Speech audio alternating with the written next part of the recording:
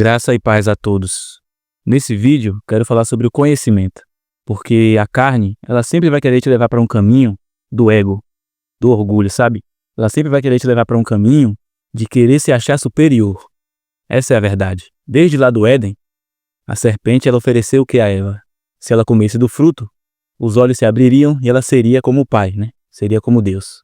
E foi aí onde se originou tudo isso. Então a carne, ela sempre vai querer se autoaprovar, querer nos fazer achar que existe algo de bom nela. A gente sabe que não tem, porque a carne para nada se aproveita. Então o que acontece? Hoje, o que nós vemos é muita discussão por conta de entendimentos diferentes, por conta de conhecimento, né? E quando você passa a ter conhecimento demais, que queira ou que não, a carne, ela começa a fazer você se achar superior. Não adianta. Isso é da natureza carnal.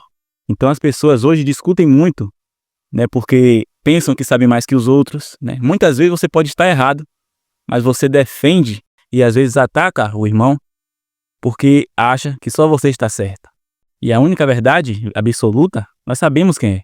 Então nem mesmo eu aqui, nem os vídeos que eu faço aqui, eu coloco como verdade absoluta, porque cada um tem a interpretação pessoal. Então, se no dia a dia, né, pessoalmente, os irmãos já discutem entre si, imagine com a internet. Imagine você tendo acesso a milhares de pessoas, uma quantidade infinita de pessoas, com opiniões diferentes, com visões diferentes do mundo, e você vai entrar em discussão para provar seu ponto, para provar que você está certo sobre tal assunto. Então você tem que prestar atenção, porque se entre os irmãos está havendo intriga, está havendo discussões, o pai não está ali. Não há como o pai estar em algo assim. Então hoje nós temos que ter esse cuidado. Buscar o conhecimento é certo. Temos que buscar o conhecimento, porque está escrito que o povo sofre por falta de conhecimento. E isso é uma verdade. Mas ter o conhecimento sabendo que você é pecador como todo mundo, sabendo que você é pó como todo mundo e que você não está acima de ninguém, entende? Então vamos ler o que está aqui escrito em 1 Coríntios, capítulo 13. Ainda que eu falasse a língua dos homens e dos anjos e não tivesse amor, seria como o metal que soa ou como o sino que tine. E ainda que tivesse o dom de profecia e conhecesse todos os mistérios e todo o conhecimento, e ainda que tivesse toda a fé, de maneira tal que transportasse os montes, e não tivesse amor, nada seria. E ainda que eu distribuísse toda a minha fortuna para sustento dos pobres, e ainda que eu entregasse o meu corpo para ser queimado, e não tivesse amor, nada disso me aproveitaria. O amor é sofredor, é benigno. O amor não é invejoso. O amor não trata com leviandade, não se ensoberbece, não se porta com indecência, não busca os seus próprios interesses, não se irrita, não suspeita mal, não folga com injustiça, mas folga com a verdade. Tudo sofre, tudo crê, tudo espera, tudo suporta. O amor nunca falha, mas havendo profecias, serão aniquiladas, havendo línguas, cessarão, havendo conhecimento, desaparecerá. Porque em parte conhecemos e em parte profetizamos, mas quando vier o que é perfeito, então o que é em parte será aniquilado. Esse trecho aqui é o resumo do que eu acabei de dizer. E ainda que tivesse o dom de profecia e conhecesse todos os mistérios e todo o conhecimento, e ainda que tivesse toda a fé, de maneira tal que transportasse os montes, e não tivesse amor, nada seria. E ainda que distribuísse toda a minha fortuna para sustento dos pobres, e ainda que entregasse o meu corpo para ser queimado, e não tivesse amor, nada disso me aproveitaria. Quantas vezes a gente, por fazer algo, fazer alguma ação, pensamos que somos dignos de salvação? Pensamos que aquilo nos justifica. Mas a salvação é pela graça, nós não merecemos. Nós somos trapo de imundície, como está escrito. Todas as nossas obras são trapo de imundície. Então eu não posso permitir que eu me ache superior em momento algum. Eu não posso dar essa vazão à carne. Só que se a gente não vigiar, se a gente não tomar cuidado, ela toma conta. A natureza do pecado adâmico quer tomar o nosso coração. E nós não podemos permitir isso. Então nós temos que levar isso muito a sério. E tomar cuidado com o conhecimento. Por que tomar cuidado? Lucas, capítulo 12, versículo 47 e 48. Aquele servo que conhece a vontade de seu senhor e não prepara o que ele deseja, nem o realiza, receberá muitos açoites. Mas aquele que não a conhece e pratica coisas merecedoras de castigo, receberá poucos açoites. A quem muito foi dado, muito será exigido, e a quem muito foi confiado, muito mais será pedido. Entendeu? Então, se você não está realmente disposto a se converter, a melhorar como pessoa, não está disposto a realmente assumir a personalidade de Cristo, é melhor você nem buscar o conhecimento. Se você não levar isso a sério, é melhor você permanecer sem o conhecimento. Porque a quem muito for dado, muito será cobrado. Está escrito aqui, muito será exigido. Então, será que você age de acordo com o conhecimento que você tem? Talvez uma pessoa que não tem quase conhecimento nenhum, ela é salva, porque o Criador é justo. E você, por ter muito conhecimento e permitir que isso subisse ao seu coração a ponto de se achar superior, perde a salvação, porque não agiu em equivalência ao conhecimento que você tem. Então, bem dizer, existem dois extremos que são ruins: a falta do conhecimento e também o excesso de conhecimento. Se você não procurar controlar seu coração, se você não procurar mortificar os desejos carnais, os impulsos carnais pelo Espírito. É por isso que ele fala: mas se pelo Espírito mortificardes a vontade da carne, vivereis.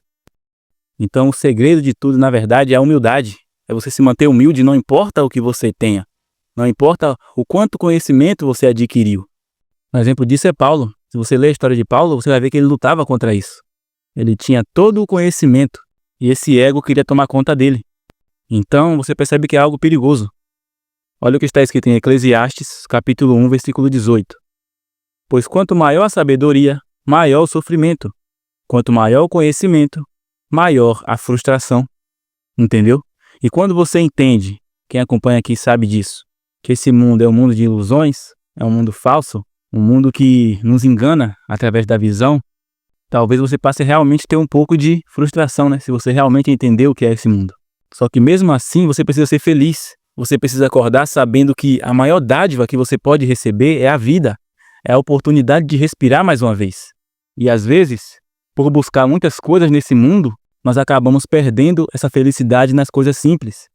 Se você estivesse hoje no hospital, sabendo que hoje era seu último dia de vida, você ia pedir mais uma chance para acordar mais uma vez. Você ia pedir mais uma oportunidade de viver mais um dia. Você ia desejar isso.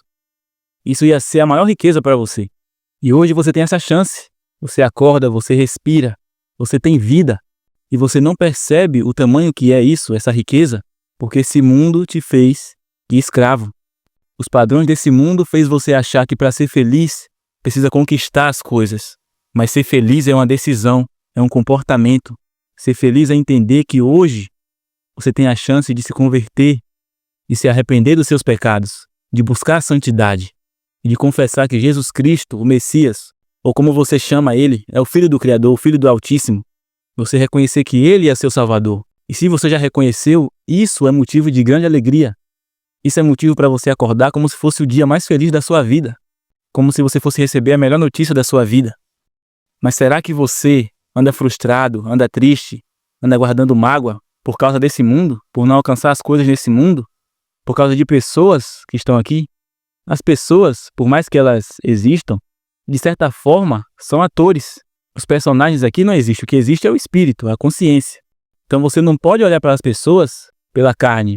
Você tem que olhar para as pessoas em quem elas são no espírito e não na carne. Porque na carne você sempre vai se frustrar com as pessoas. Você não pode depositar confiança em humano, porque são pecadores, assim como você. Está escrito lá: maldito o homem que confia no homem, porque o homem é falho. E depois ele fala: mas bendito o homem que confia no Senhor e cuja confiança é o Senhor. Entende? Então não importa o que acontecer, então não importa o que você não tem aqui nessa terra, não importa o que as pessoas fizeram com você. Você tem que entender que você é espírito, você não é carne, esse mundo não é real. E é por isso que ele fala, para nós perdoarmos as pessoas. Temos que perdoar. Porque se você não perdoar as pessoas e não liberar essa mágoa, primeiro que você vai ficar doente, porque guardar mágoa deixa você doente, né? Guardar rancor, ódio, isso futuramente vai te adoecer. E se você não perdoar, o Pai também não perdoará você. Então, como está escrito lá em Eclesiastes, se eu não me engano é capítulo 12, ele fala: antes que se rompa o fio de prata. O que é o fio de prata? É a ligação entre a sua alma e seu corpo. Então, quando você morre, esse fio, essa ligação entre sua alma e o seu corpo se rompe. E aí não há mais chance, não há mais como voltar. Ali está consumado, você agora será julgado. E será que quando esse fio se romper, será que quando você sair do seu corpo, você sair desse mundo material, será que você vai se arrepender demais? Será que você vai se arrepender da vida que você teve? Qual será o caminho que você seguirá quando sair daqui? Você sabe que só existe dois caminhos. Então, se você não liberar o perdão, no dia em que você abandonar essa terra, você vai perceber o quanto você deixou de ser feliz por causa das pessoas. O quanto você deixou de ser feliz por causa dos padrões mentais que foram instalados em você pela Matrix. Então você precisa se libertar. É por isso que está escrito lá, os frutos do Espírito. Quais são eles? Paz, alegria, amor, longanimidade, benignidade, mansidão, domínio próprio, fidelidade. Tudo isso. Você tem que ter domínio próprio. Não são suas emoções que controlam você. É você que controla suas emoções. No dia que você entender que é você quem controla suas emoções, é você quem decide o que você vai sentir, nesse dia você realmente vai entender o que é liberdade, o que é felicidade. Essa é uma verdade. Então é isso.